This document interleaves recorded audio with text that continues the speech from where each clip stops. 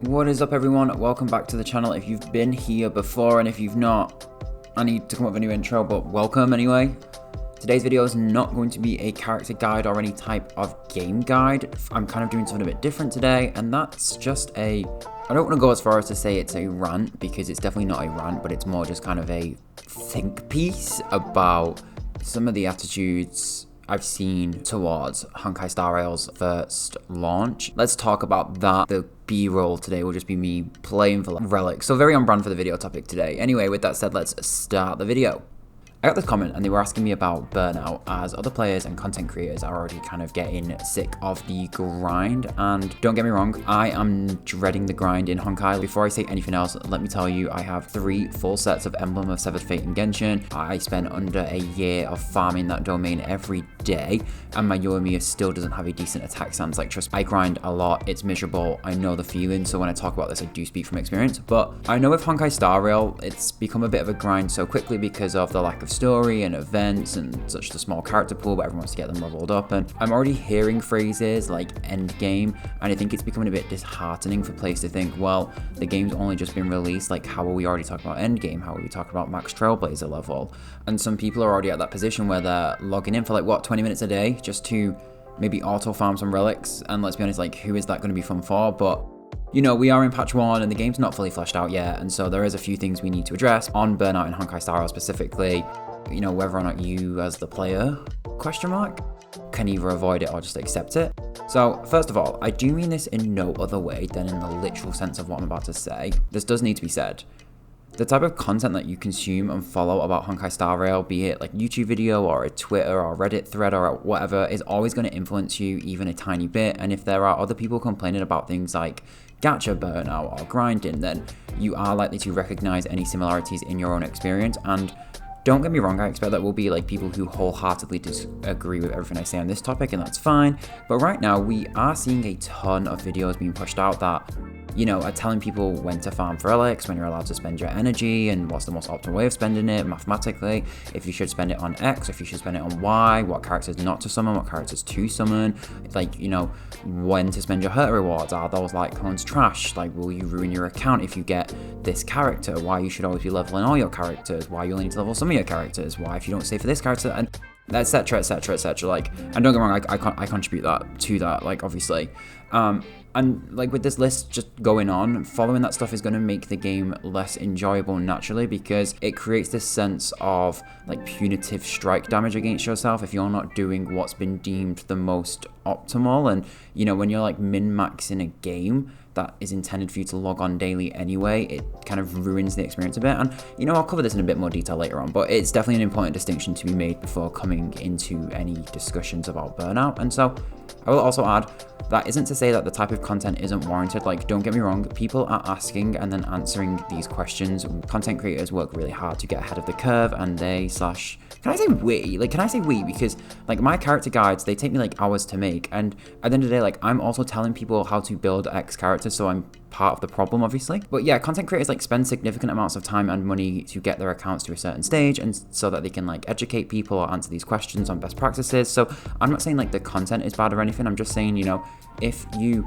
surround yourself with certain content, like the X most mathematical sound way to not ruin your account, whatever that means, then like obviously you're gonna think, I'm not playing the game to like the best way I should, and then it's less fun for me. I just need to start grinding, and it just throws you off. And also, one other thing you need to understand that I've learned very quickly, controversy sells. Like, if I title this video like these 3 things, or why Honkai is failing players, with a thumbnail that has like, I don't know, a photo of March 7th crying, like players burn out, like the algorithm will probably feed this to more people, and whether it's like positive or negative reactions, it would still be received more widely. But also, I just can't be bothered doing that, so yeah, whatever. Anyway, so with that little intro covered, let's talk about the 3 reasons I think people are getting burnt out, and how you, the player, can take some introspective time to deal with those reasons.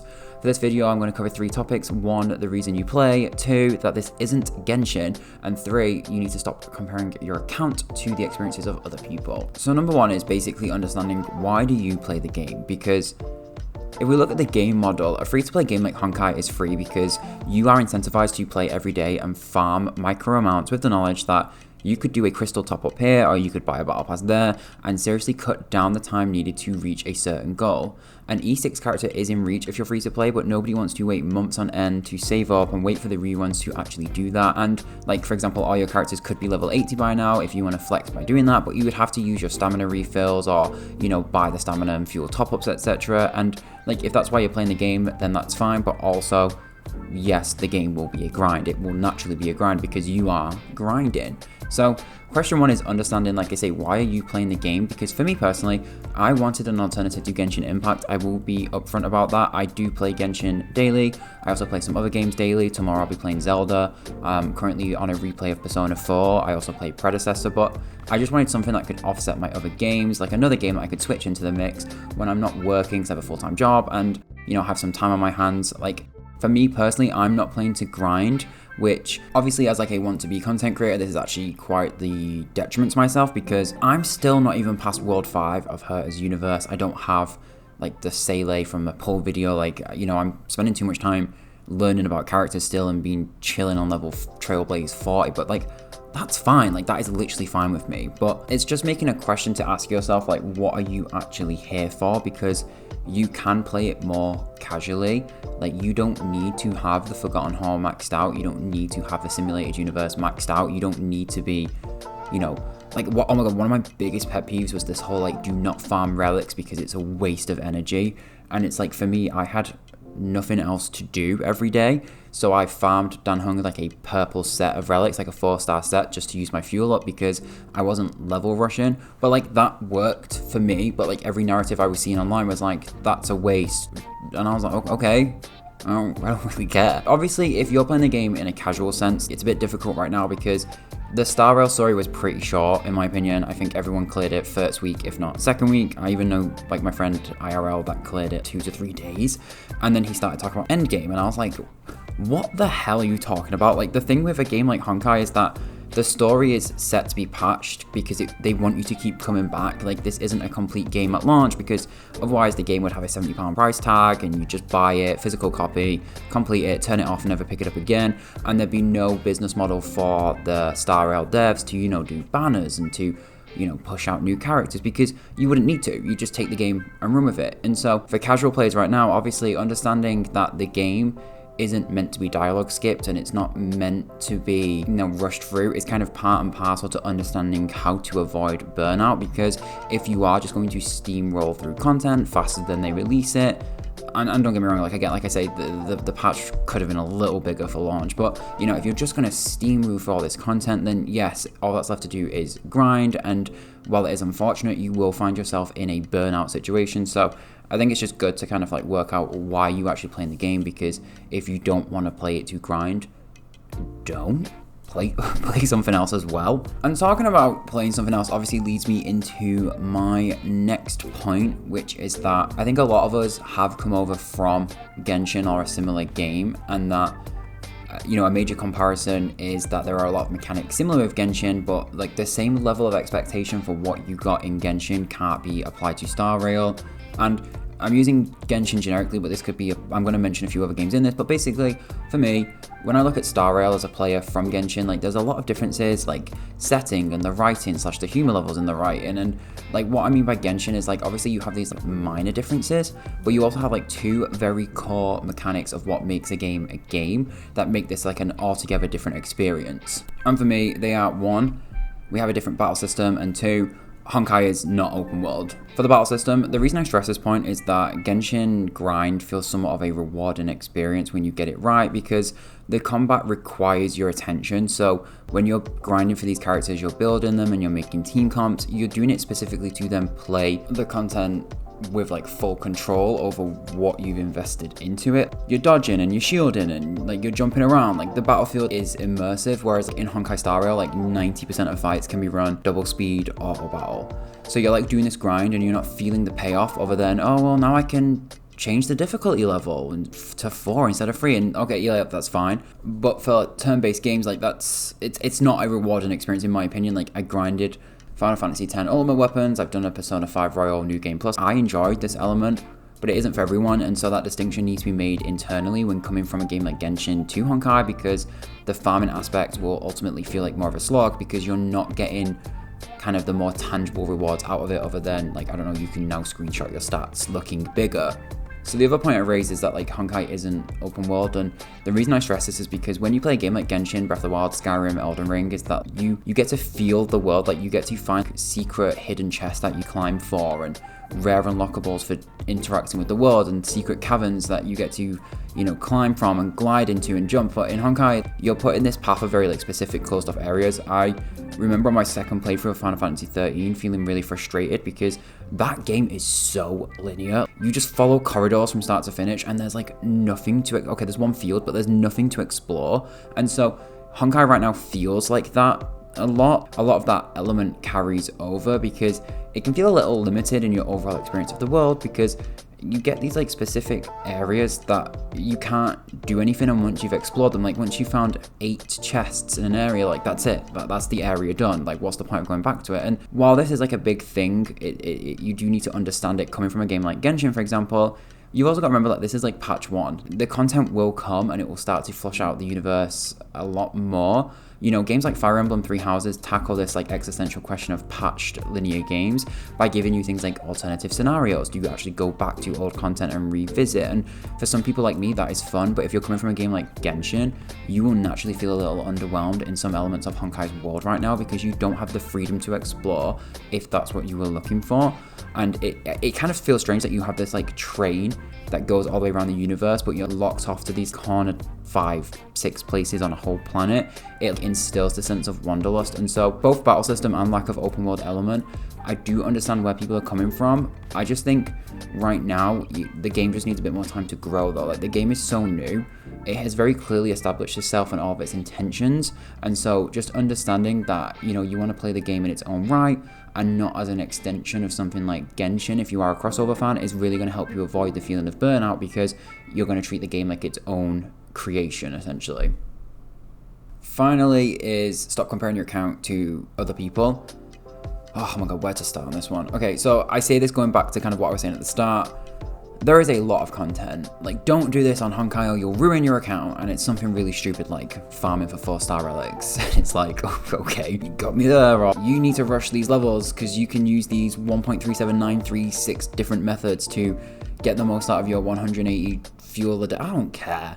Because it turns the game into like a formula for actually grinding. Like, you are specifically playing the game in this way. And make this very clear. Like, I'm going to stress this. There is zero meta or PvP element to Honkai Star Rail. Your account does not need to mirror the experiences of someone else's. You do not need to compare it with someone else's. You do not even need to play against someone else. In fact, there isn't even cooperative. You get to borrow someone else. You get to borrow support, and that's it. So if you're trying to work towards some of these milestones, like full achievement completion or perfect builds, or how the hell people have 300 summons done on a standard banner, if you're trying to reach these milestones because other people have reached them, then you are setting yourself up for failure, because you're just going to get yourself frustrated. And I should add, like I said at the start, the people that tend to do this for content are doing this level of grind mostly because it's their job or it's their source of income, or they want to grind the game because they enjoy it that way and they enjoy that aspect of it, or, you know, they've been asked to do it because they're going to make educational content out of that. So don't confuse the two. I'm not saying that side of things is bad. What I'm saying is that if someone else can do it and enjoy out of that, that doesn't mean you also need to. Drawing from my experience with games like Persona 5 and Final Fantasy X, God, I have a game for everything. Final Fantasy X Part 2, both games utilize mechanics that can be done to reach an overall different ending, and the reason this is done is because you can play both games freely without min-maxing your experience, or you can play these games following a specific guide on what to do like every single chapter. And the reason I mention this is because different people have different appetite towards how much they want to play a game and how they want to approach that game, and so it makes sense for people like content creators and flex players to play and show off their commitment to the game itself because they enjoy that and they're proud of that. However, if you are here for a casual gaming experience, you will ruin that by trying to mirror those different types of elements. If you are here for a casual gaming experience and you're following these guides and doing specific elements, like you have to relic farm for this specific relic, if you don't get attacked with these crit rate, like it's game over. Yes, you are not going to find fun in the game. That's just the truth. And so obviously daily missions and trailblazer fuels exist, and you can, I'm gonna get some pitchforks for this, you can let it cap. Like, I know they are there by the producers to incentivize you to log back in and clear it, but you can actually let it just stay full if you're getting tired from the grind. And for me, like, a lot of the times I travel for work, and in the past, I take my old phone with me, pre-downloaded Genshin, and like just before I go traveling, I re-download it on because I don't want to miss my commissions, my daily primos, because I have the Welkin and the Battle Pass, and it used to stress me out. Like, being capped on resin, I would say to myself for Honkai, like, I'm not going to do that to myself. And like last weekend, I went to London for work and I couldn't play for like 3 days. And I just didn't care that much, because while it was frustrating that I was capped, for me personally, it's a new game right now, and I don't want it to turn into a job for me. I don't want to feel punished even though I have the Battle Pass because I didn't get my 150 Battle Pass experience. It's a difficult one because it does go back to asking yourself, like, why are you playing the game? But if you are playing the game to stay ahead of this invisible metric of how other people think you should play the game, and then you compare yourself to that, then you're just going to punish yourself because you're not doing what everyone else is doing, and it ruins the gaming experience because you are no longer casual, you are doing this to grind. And I'm sorry to say this, like, this will make people miserable, but like, there's always going to be a better relic. There will always be a stronger, you must pull this character, these 5 characters are SSS tier, like, if you don't have them, re-roll your account, like, it's always going to be there, and that's fine. And to be honest, like, it's good, it incentivizes us to keep playing and like build our accounts and, you know, contribute to the community and one another. But if you're trying to play casually, trying to focus so much on kind of what everyone else is doing, it's just going to ruin your experience, like, because you're going to try and emulate that for yourself, and when you can't, you're just not going to be happy about it. Now, I appreciate that was quite a long, I was thinking this was going to be like 5 minutes. I really need to write a script for this, but that was a bit long. However, I hope those reasons made sense. I think the main takeaway is that this is your gaming experience, it's your save file, it's your account, and it's a new game. You're not going to fall behind because there is nothing to fall behind on. If you approach this game like its own game, you are going to have fun with it. I appreciate it is grindy right now. I mean, like I say, I'm only Trailblazer level 40, so I do have the Forgotten Hall and then like that weird purple version on steroids, and then I really need to do her as Universe, but you know, I've got a lot of things to do. Like, I can level up my characters, and I'm just not in a rush to do it. So for me right now, like, I'm really enjoying this game. I hate logging into Genshin right now because I've been trying to get my Wanderer a good set for ages. I think, to be fair, he's like 90 crit rate, 200 crit damage, so we're doing okay. You know, I really want some nice pieces on him, and I don't want that to be the same for me for Honkai, and I can see how people either coming from Genshin or new to the genre altogether are just not enjoying this kind of grind element because the content ran out so quickly.